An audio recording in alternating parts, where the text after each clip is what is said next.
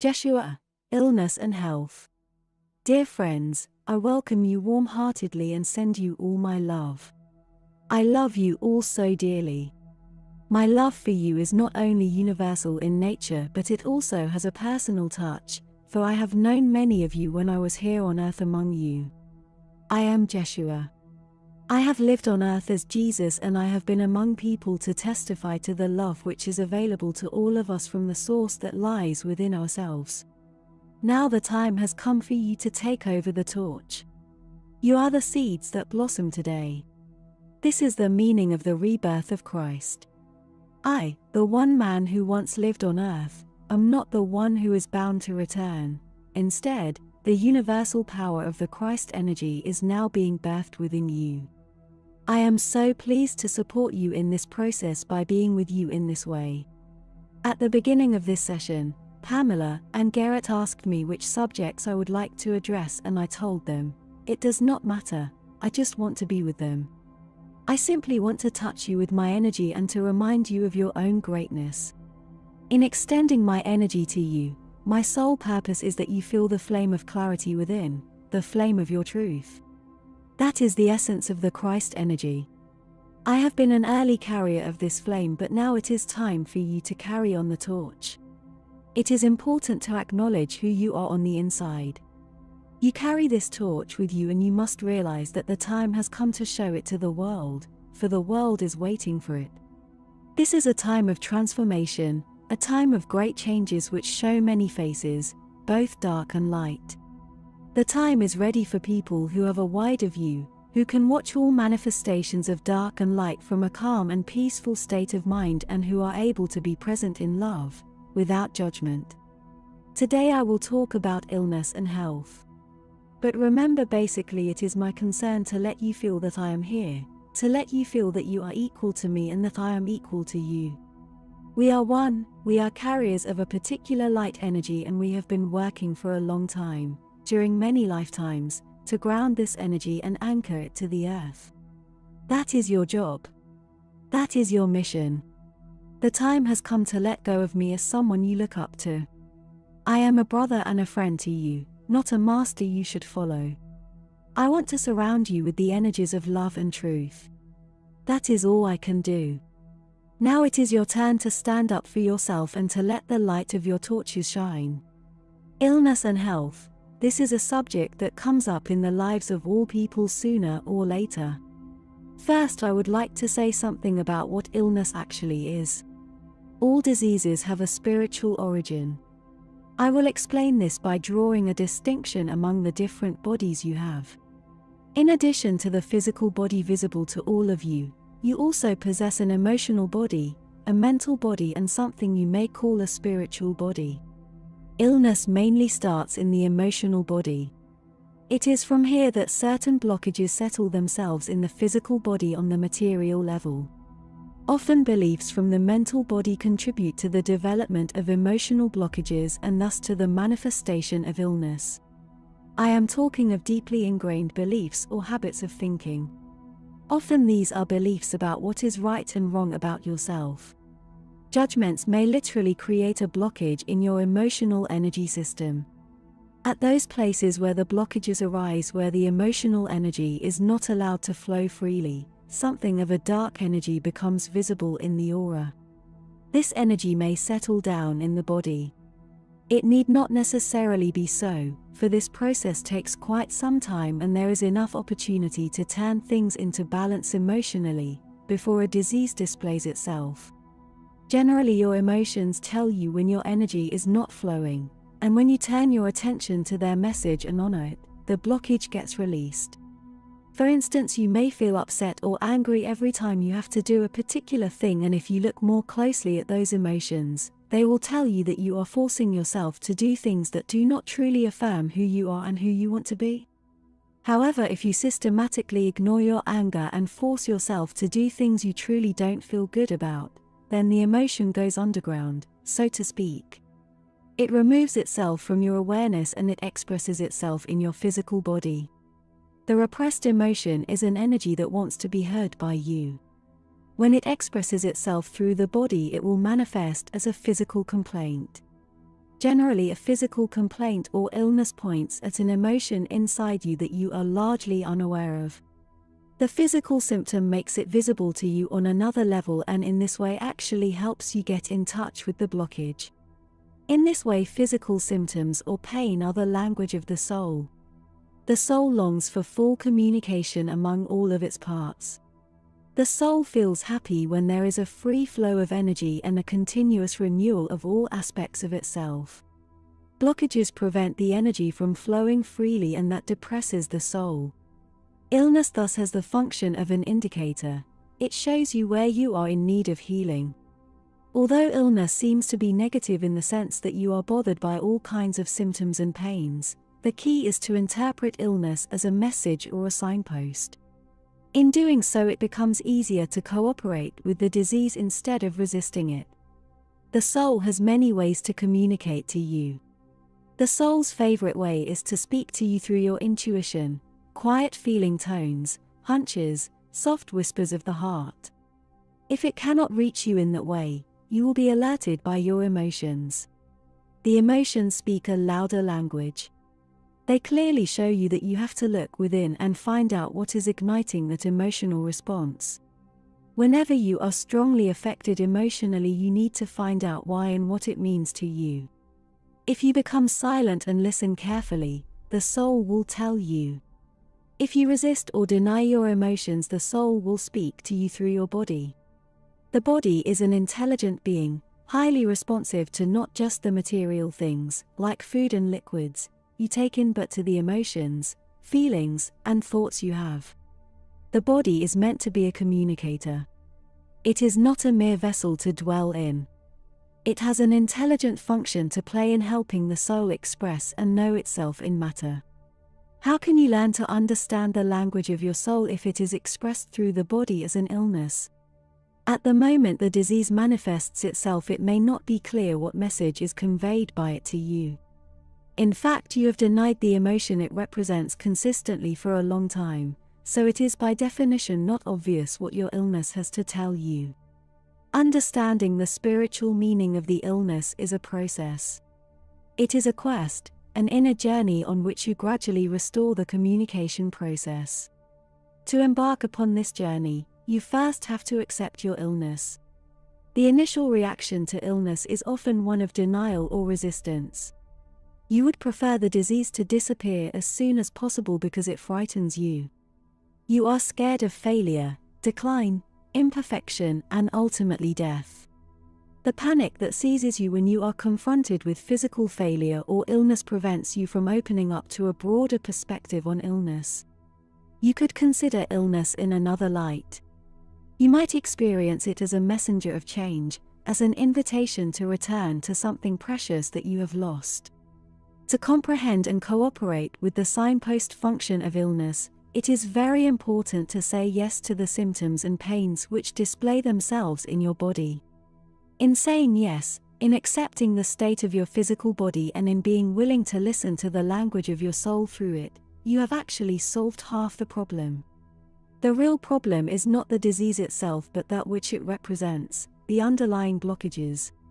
The disease buttonholes you, so to speak, and forces you to look at the underlying blockage. In turning to the disease and saying yes with your heart and soul, you will already have solved part of the blockage without even knowing precisely what the disease wants to tell you. Part of the communication is being restored just by your willingness, your patience, and determination to take this inner journey upon you. How? You may find yourself resisting it, being angry or desperate about it, and therefore not listening to what the malfunction is already telling you. Frequently you get specific clues. For instance, the body's inabilities indicate that you must let go of certain obligations, spend more quiet time by yourself, be less active and more attentive to your needs. Although you may not yet know how to interpret your physical situation from a spiritual level, quite often the behavior that the ailment forces upon you is a big clue.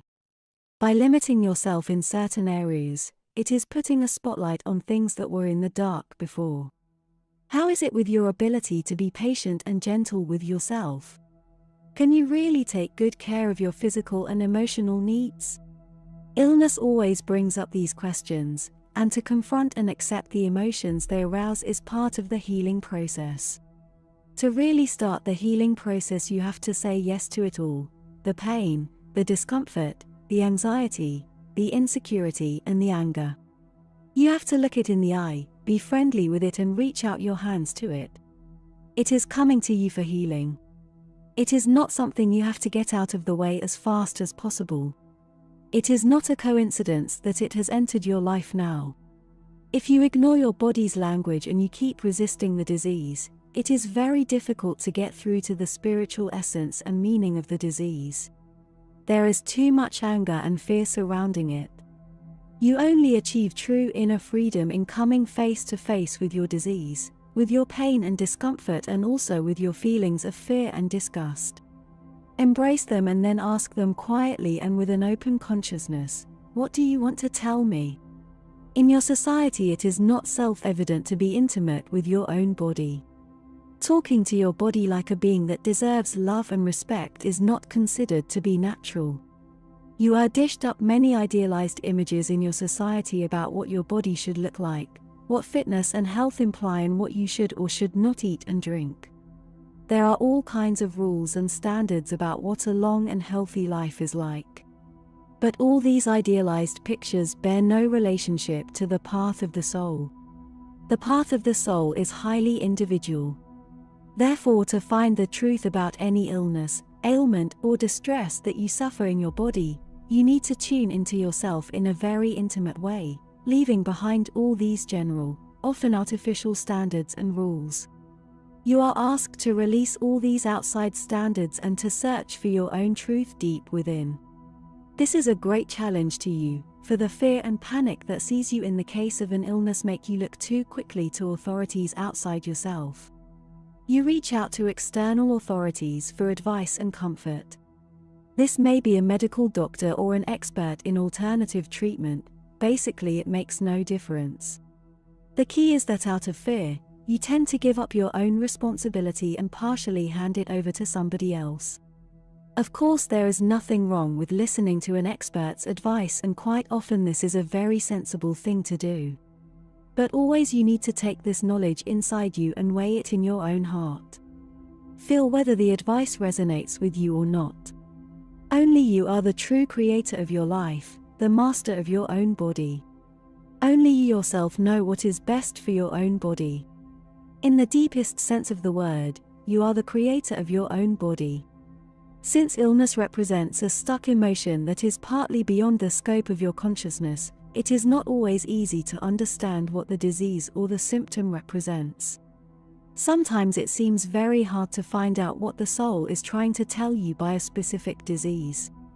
At this point, you need to go inside and examine yourself thoroughly, in the sense of gradually becoming aware of the kind of energy that manifests itself in the disease and what it is trying to tell you. Regaining intimacy with your own body requires practice. It is not self-evident. Do not give up on it too easily. When you are dealing with persistent complaints, try to examine them once again. Take a moment to relax yourself and then travel with a neutral awareness to the places in your body where the illness is expressing itself. Ask the pain or the disease to take the shape of a living being so that you can talk to it. Ask it to appear as an animal, a child, or a human being. Or ask it to appear as a guide, in whatever shape. Use your imagination. The imagination is a precious instrument to discover the deepest stirrings of your soul. If you do so, and when you notice that your body answers, with images or feelings, you will experience joy. You will feel happiness about the regained intimacy. The body speaks to you and its role as a communicator is restored. This is a breakthrough. As soon as you realize that you are able to know your body from the inside and that you are the only one who can do this for yourself, you will feel more confident. This self-confidence makes it easier for you to feel what the disease is trying to tell you. It prevents you from brushing aside the answers that you receive from your inner self because they do not fit in with general ideas from the outside world. Intimacy with the body is very precious in all circumstances, but particularly when the body is ill or in distress. The way to let your body talk is love. You will not encourage communication with your body if you try to remove the disease by ardently repeating healing affirmations or visualizations to yourself. That still is form of struggle or resistance. The key is that you come to understand the meaning of the sick part of your body.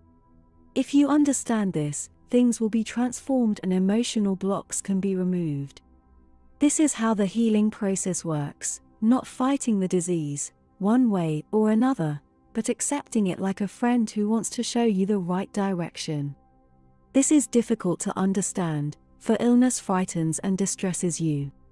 However, accepting and understanding your illness is the only way to true healing. Illness wants to take you back home. Chronic and terminal illness. The purpose of illness is to obtain a better and deeper understanding of yourself. Once you do this and go along with the inner healing process, physical recovery is often the result. However, it does not always work this way. Some diseases do not disappear even when it seems you have gone down to the root of the underlying emotional blockage. This is the case with chronic diseases. In the case of a chronic disease, there are persistent physical problems that keep recurring. Especially during vulnerable periods in which you more or less lose touch with your inner self, the symptoms recur sometimes even in an increasing degree. This can be quite demoralizing. Therefore, it is important to consider the disease from a broader perspective. People with a chronic disease undertake quite an arduous task. On the soul level, they have agreed to confront the fears that come up in the context of their illness and to confront idealized pictures of how someone should perform in life. To take up this challenge shows great courage. It often happens that a soul chooses a chronic disease to work out a specific issue in a highly focused way. The disease throws you back on particular emotions each time. There is an emotional pattern that accompanies the illness. To deal with these emotions time and again is quite a heavy task, but it bears many fruits for the soul. Quite often these lives have a great profundity and an inner richness that is not always noticeable to others. Therefore, it is not supportive to constantly strive or hope for an improvement of the medical condition. The fact is that the disease often proceeds in a spiral movement, helping you grow on the inner level in circular movements upwards, although apparently you relapse into the same physical symptoms each time. On the spiritual level, you do not fall back, but you reach ever greater depths in dealing with emotions that possibly have been overlooked by you in the past, even in past lives. This also applies to hereditary or congenital physical defects. In this respect, you sometimes speak of karma, but I am careful with this concept, as you have a tendency to associate karma with crime and punishment. This is not how it works. The soul has the sincere desire to know itself to the fullest and to be free. This is its deepest desire. Starting from this ardent wish, the soul sometimes undertakes ailments, diseases, and physical defects which help it reach its aim. It is certainly not a question of paying off your debts. It is a deep intent to be set free, and sometimes the best way to get there is to experience extremely difficult circumstances within your own body. For this intention we can only have the greatest respect, especially in your society where inhuman ideal images are cherished as to how to be functional, useful, beautiful, and successful. These idealistic ideas make it even more difficult to live your life with a handicap and to nevertheless experience it as meaningful and joyful. Finally, I want to say something about incurable terminal disease. Sometimes it will be obvious that someone will not survive a disease anymore. The body gradually succumbs to the disease. The earthly frame does not persist. At that moment, what does the soul that finds itself within the body do? As long as you keep resisting the disease, you cannot get in touch with your soul and your inner knowing that tells you that it is time to say goodbye. Sometimes you sense in advance that you have to leave, but the idea strikes you with such horror and sorrow that you keep on fighting. You are eager to try another treatment or wait for that new medicine to be launched. This is quite understandable, and I certainly do not want to condemn this attitude, but you are hurting yourself in a terrible way. If you let go and allow death to come closer, you will notice that death is not an opponent but instead is a friend. Death releases you from the struggle. If you go along with what death wants to tell you, you will pass through several stages before the actual process of dying takes place. These stages have to do with a gradual release of all earthly things, of your beloved, of your earthly surroundings, of your senses with which you observe everything around you. This is a beautiful, natural process. It would be a pity to overshadow this process by an attitude of battle in which you try to hold on to life at any expense. Often by then the body has already become so fragile that life is not worth living anymore. Let it go. Death is a liberator who is there to serve you. Death is not your enemy. Death brings you new life. When you are with someone who is incurably ill and when you feel that person knows that they are going to die, try to talk about it softly and carefully. It is a relief to the person who is passing over. The dearest and most precious thing you can do for a dying person is to sit next to them and hold their hand. There is nothing else you need to know or to be able to do in accompanying a dying person. Terminal care is very important in your society. One day all of you will face this within your own family or your circle of friends. Simply be present with a dying person and feel the journey that is arriving. Feel the mighty, powerful moment in which the soul leaves the body and returns to the other realms, to its home. Do not consider a disease that leads to death as an enemy who you will lose to in the end. It is not a battle. Quite frequently death comes to release you from even more pain and misery. You are certainly not a loser. You will simply continue your path in another way. Sometimes there are particular issues you would have liked to live through or overcome during this life and these issues cannot be finished. This may distress you and not just you but those who stay behind as well. Nevertheless, I ask you to leave this in peace, for there is a deeper wisdom at work that is guiding you and will bring you and your loved ones together in new and better circumstances. One day you will be together again and will celebrate life. Today my biggest plea with regard to illness is to really embrace your illness. Surround the illness with love and awareness and let it lead you into a deeper understanding of yourself. Entrust yourself to the illness and allow yourself to enter into a more profound communication with yourself. Surrender does not mean to be passive or bitter about your illness but to cooperate with it in an active way, like a friend. I embrace you all with my love and I ask you to feel my presence today, the presence of the Christ energy. Feel the love available to all of you in sickness and in health. There is so much love everywhere around you and you can feel it as soon as you let go of your judgments. You have so many judgments about what you do and don't deserve, about what you are doing right and what you are doing wrong, about all the things you still have to do and achieve. Let it go. Love is present here and now for all of you. Jeshua.